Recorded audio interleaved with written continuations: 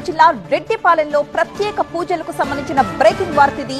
శివాలయం దగ్గర తలపై కుంపటితో అఘోరా శ్రీనివాసరావు శాలిని పూజలు నిర్వహించారు. క్షుద్ర పూజలు చేసినట్లుగా గ్రామస్తులు అనుమానం వ్యక్తం చేస్తున్నారు. క్షుద్ర పూజలు కాదని మృత్యుంజయ హోమం అంటున్నాడు శ్రీనివాసరావు.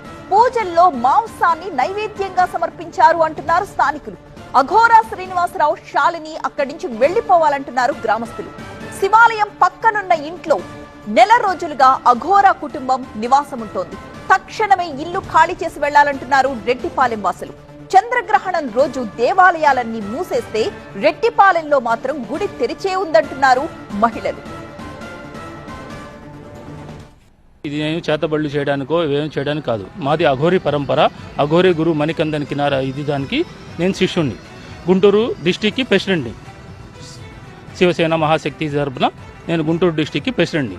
నేను ఈ గుడి కాలభైరవ విగ్రహంతో పాటు ఉజ్జయిని మహాకాళేశ్వర విగ్రహం పెట్టి పూజలు చేద్దామని చెప్పి ఇక్కడ స్థానిక శివారెడ్డి గారు కృష్ణారెడ్డి గారితో నేను కనెక్ట్ అయ్యాను. ఆయన అన్నారు చేయండి, డెవలప్ చేయండి చిన్నగా అని చెప్పారు.